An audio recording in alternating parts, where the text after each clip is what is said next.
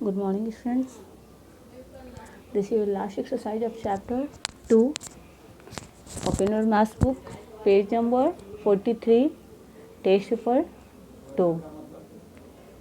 In this exercise, you can solve all questions because you have already solved this type of question.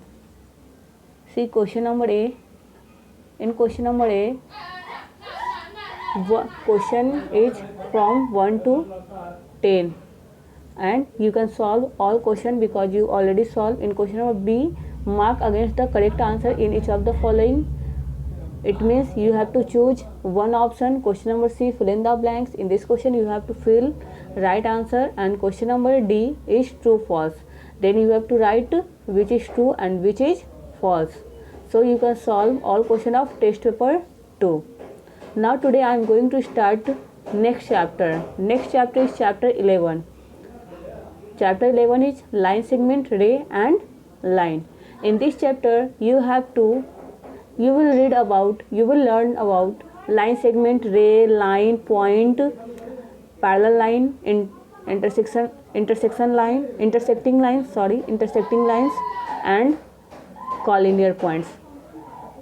So see here, point. What is point?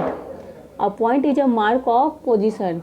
किसी भी position को अगर point show करना है, mark करना है, तो वो हम लोग पॉइंट के थ्रू करते हैं. Second one is line segment. Line segment, let A and B be 2 points on a plane, then the straight path from A to B is called the line segment AB.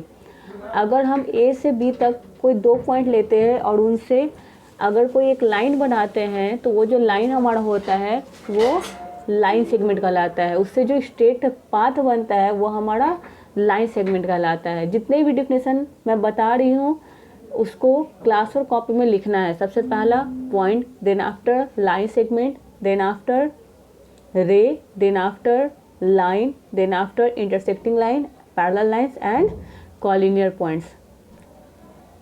So line segment क्या है? अगर हम कोई 2 point लेते हैं और ए से B की ओर कोई पॉइंट बनाते हैं, अगर वो स्ट्रेट पाथ जो जाता है वो स्ट्रेट पाथ ही हमारा क्या कहलाता है? लाइन सेगमेंट कहलाता है. और ये जो लाइन सेगमेंट है वो ए बी लाइन सेगमेंट है. This is denoted by A B. और लाइन सेगमेंट का जो यहाँ ए बी पे जो एक लाइन ड्रॉ किया गया है वो लाइन सेगमेंट का क्या है? साइन है, जिससे हमको पता चलेगा कि वो लाइन सेगमेंट है.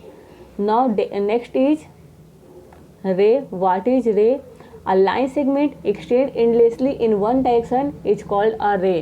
लाइन सेगमेंट में हमने 2 पॉइंट लिया था. 2 पॉइंट लेने का मतलब है कि उस 2 पॉइंट से हमारा जो लाइन है वो आगे नहीं बढ़ेगा. लेकिन यहाँ जो है a line segment extend endlessly in one direction, इसका मतलब है कि हमें इस बार क्या लेना है? एक एंड पॉइंट लेना है और दूसरा जो होगा वहाँ से हमारा जो लाइन है वो एक्सटेंड करता जाएगा. यही है रे.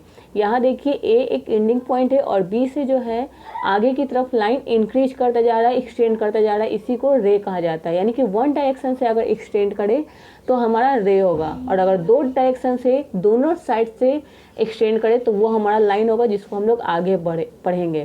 तो इसके लिए जो साइन होता है डिनोट किया जाता है, तो ए बी पे हमें रे का ही साइन दिया जाता है. तो हम रे का डिफिनेशन लिख लेंगे, उसके बाद फिगर ड्रॉ कर देंगे.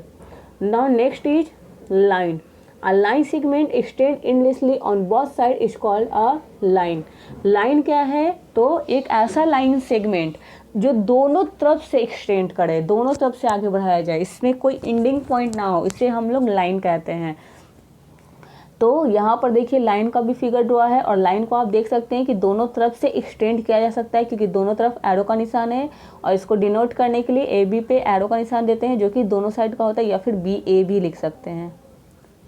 Next, intersecting lines. If there is a point there is a point P common to 2 lines L and M, we say that the 2 lines intersect at the point P and this point P is called the point of intersection of the given lines.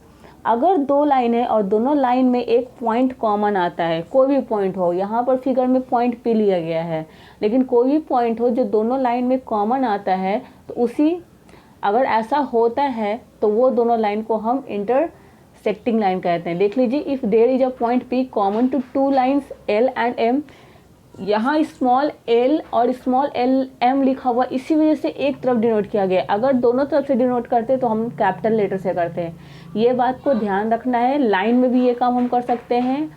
यहाँ A B दोनों तरफ लिखा हुआ है तो A B हम लिखा है, लेकिन यहाँ स्मॉल लेटर में लिखा है तो वन साइड ही एल लिखा है। तो अगर if there is point P common to two lines L and M, we say that the two lines intersect. अगर P कॉमन है दो लाइन के बीच में तो हम कह सकते हैं to lines intersect at the point P। तो हम क्या कह सकते हैं कि जो दोनों लाइन है वो पॉइंट P पे इंटरसेक्ट कर रहा है, and this point P is called the point of intersection.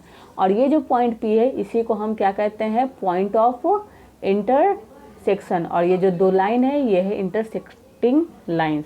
अब पैरेलल लाइन क्या है, तो पैरेलल लाइन का मतलब है कि जो दो लाइन कभी भी, क्योंकि लाइंस का मतलब है कि आगे वो एक्सटेंड करेगा तो आगे जाकर भी कट ना हो, एक दूसरे से इंटरसेक्ट ना करे, उसे पैरेलल लाइन कहते हैं। चलिए यहाँ देखते हैं, if no point is common to two given lines it would be mean that the lines do not intersect, such line are known as parallel line.